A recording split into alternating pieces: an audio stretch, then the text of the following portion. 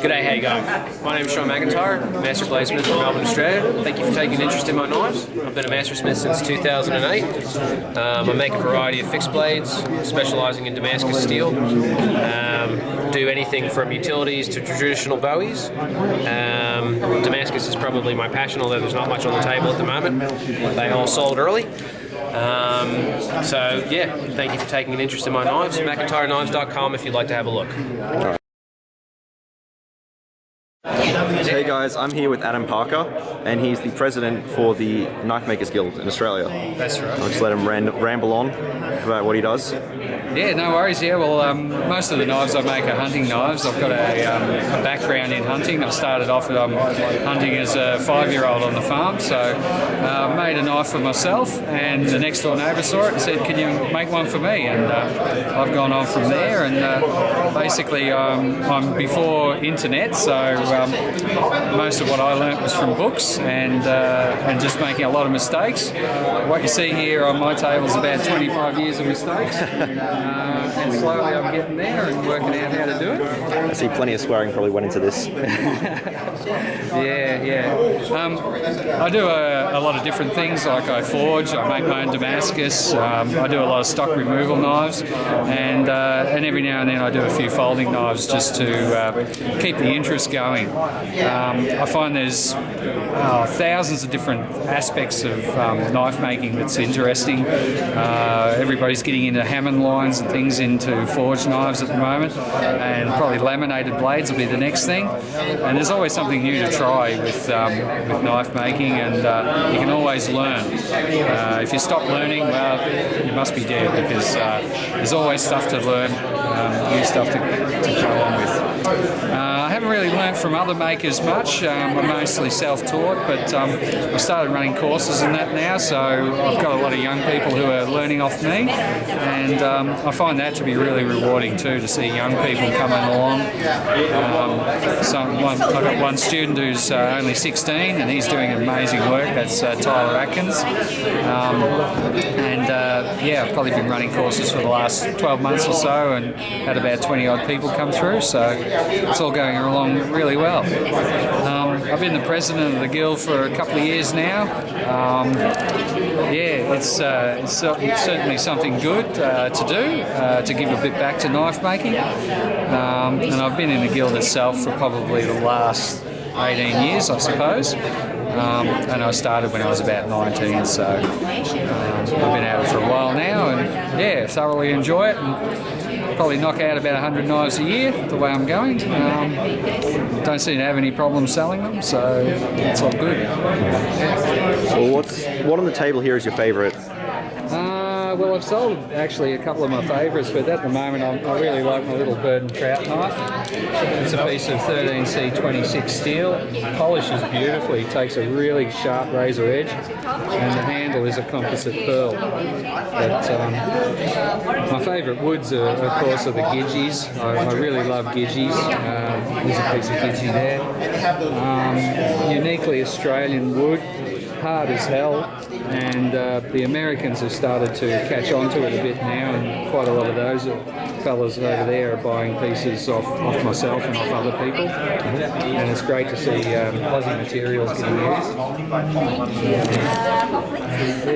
I also really love the Aussie rosewood from New South Wales. That's a beautiful sort of wood too. What a headhunter you got there. Yeah, it's a cookery knife, hand forged out of 1075, differentially heat treated, so the edge is hard and the spine is quite springy. And originally made by the Gurkhas, of course. But, good for cutting heads off. Oh yeah.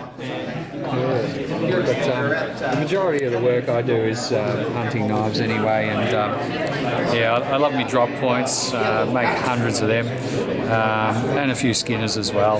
And the good thing about being a hunter is I can trial my own knives. I can see how they go in the field, and I can make any adjustments if I have to. I heat treat all my own steels, So yeah, I'm in a unique position where I can test my own work and see how it performs, and then I can make proper guarantees to people who buy my knives. I know they're going to work, and yeah, put my heart and soul into them and do the best job I can, and try not to compromise what you put out there for customers. Try and keep your standard as high as possible, and give a good customer service. That's also very important. I've had 2 knives break in the last 25 years, under duress, I think they were. I think one was broken chopping and another one was used as a bit of a lever. But I still offered my full lifetime guarantee, and I replaced the knives. I think no matter how good a job you do, you're going to get some failures, and it all comes down to how you handle those failures.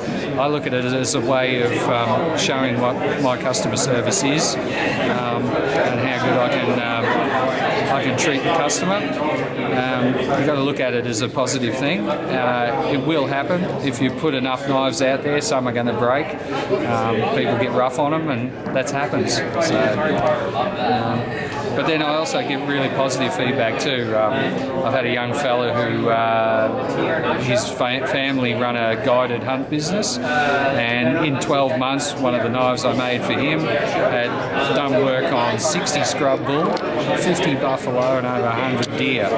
So that's more than a lifetime's worth of work just in 12 months. And when you hear about stories like that, that really gives you encouragement to go on and keep making knives and trying to do the best job you can. So yeah, but no, fully encourage anybody to give it a go. It is addictive once you've made a couple. Oh yeah, you'll make it more because worse than heroin. Think, oh yeah, I made a better one. The second one I made is better than the first, and you just go on from there. But highly recommend getting in contact with another maker if you're just starting off yourself, and picking their brains and getting them to come over and have a look at your work and give you some tips and hints, because we're all pretty friendly, and you might get an invite into their shed and you get to see how they do stuff. It's great to do that. You'll learn heaps from it. Same as shows. As a young person, you'll learn a lot from attending a show like this. Just looking at what people make and the different techniques that they use to make it, you'll learn a heap. Yeah, it's a really rewarding thing, and thoroughly recommend other people to get into it. It's great. Okay. Well, thanks for talking with me. No worries at all. Okay, so here I am with Zach Chong, and let's just let him ramble about his stuff. Ramble? I thought you were going to ask me questions. I'll ask you questions then. Well, what's your favourite thing at the table right now? Probably this G10 Bowie camp knife. It is a carbon steel blade, which I'm leaning away from nowadays. Yeah. But I quite like the handle. A polished G10. You don't really see enough G10 blocks, if you ask me. But it polishes up really nice. We've also got this merino sheep's horn, which is nice because it's almost translucent. I think if you didn't have these liners here, you'd actually be able to see the holes in the tang.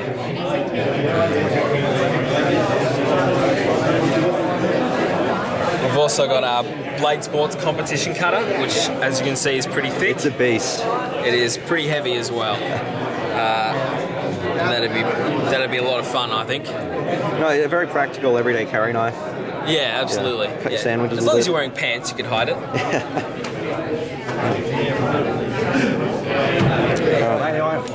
Well, how'd you get started on this? So yeah, go for it. Basically, me and my family moved into a new house. Our shed was enormous, and I wanted to do something with that shed. So my love of knives, I guess, came from just seeing knives, liking them, wanting to buy some, but not having enough money. So I decided instead to make them.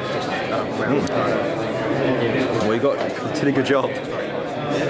Thanks. Yeah, I'm pretty happy with them. Oh, yeah. So what are some of your theories behind some of the designs? Like if you take one of your knives and like point out your design features are what you think?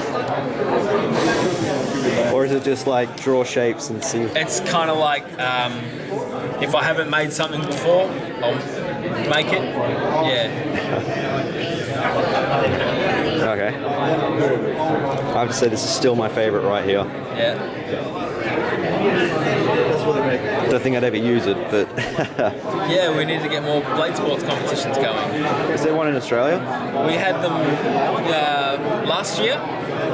We've had a few, but there doesn't seem to be as much interest in it nowadays. I don't think there's not much a big crowd here. Is it like Because everyone's so spread out, you know, just to have an event, you need to bring in at least half a dozen people, and you know, they come from all over the state, so it's difficult to get everyone together.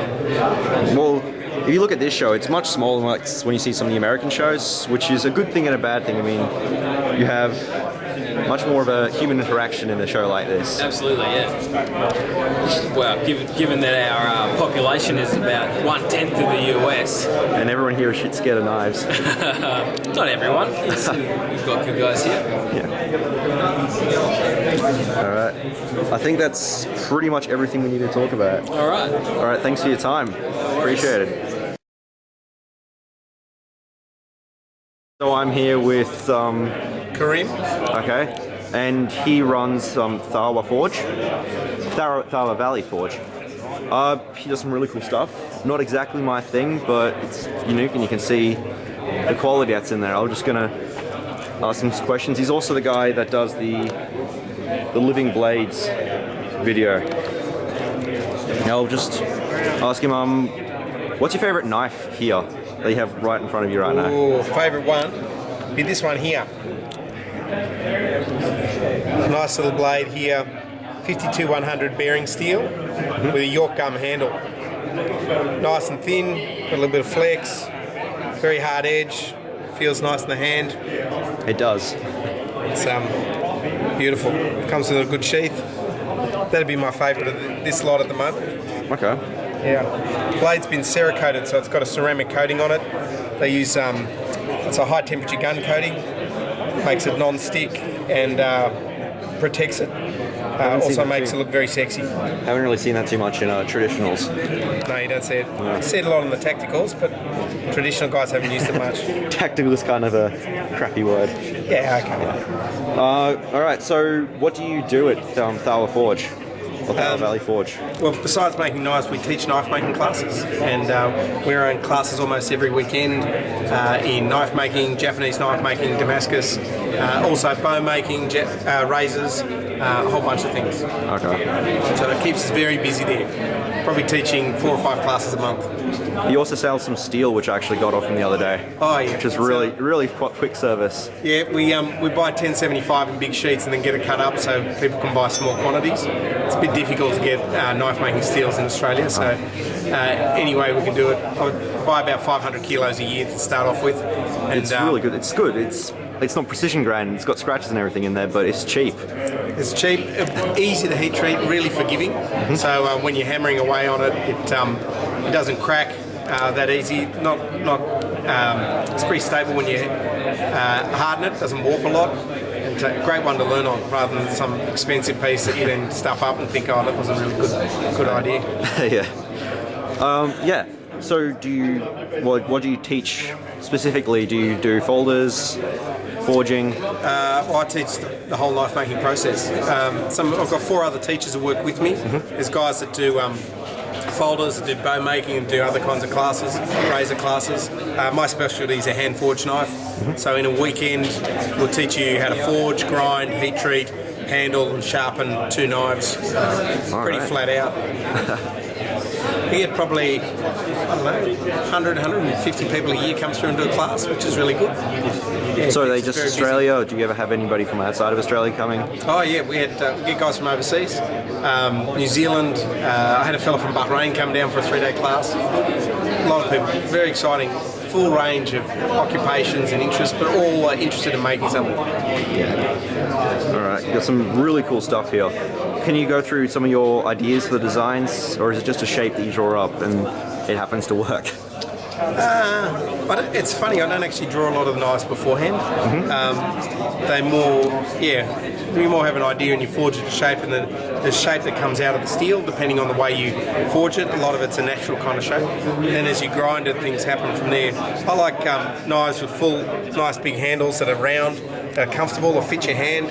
There's a space here for your fingers. There's a bit of a narrowing here so that it's easy to grip. Your other hands curve and go in, your fingers go in there quite nicely, and the palm curls that way. Your hands aren't straight, and so making a straight-sided knife isn't very useful for that. This is a right-handed knife, which is different to a left-handed knife, which will have the scoop on the other side and it'll be more comfortable in the other hand.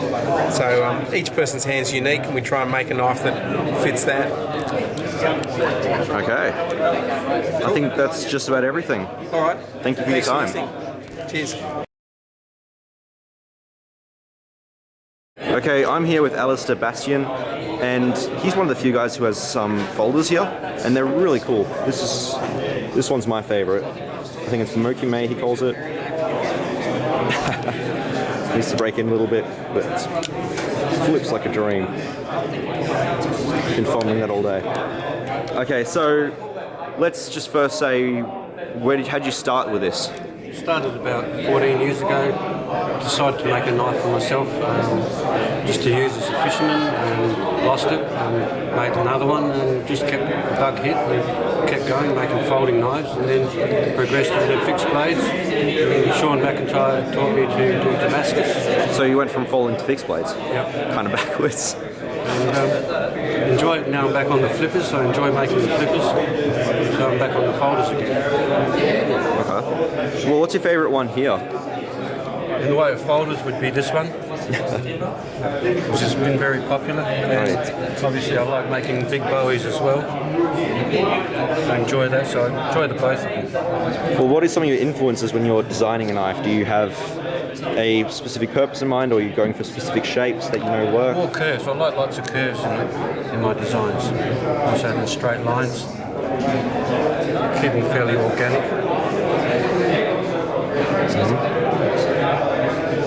And there's some really nice stuff here.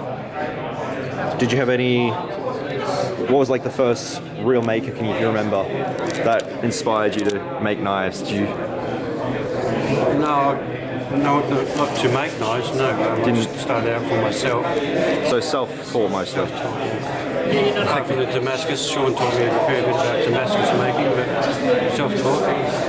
Okay. So you got an award here. That's for... Yeah, won Best Forged Knife. Okay. Large bowie.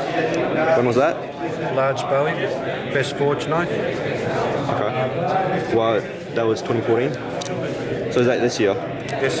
Okay. Alright, I think that's about it. He's got some really nice stuff here.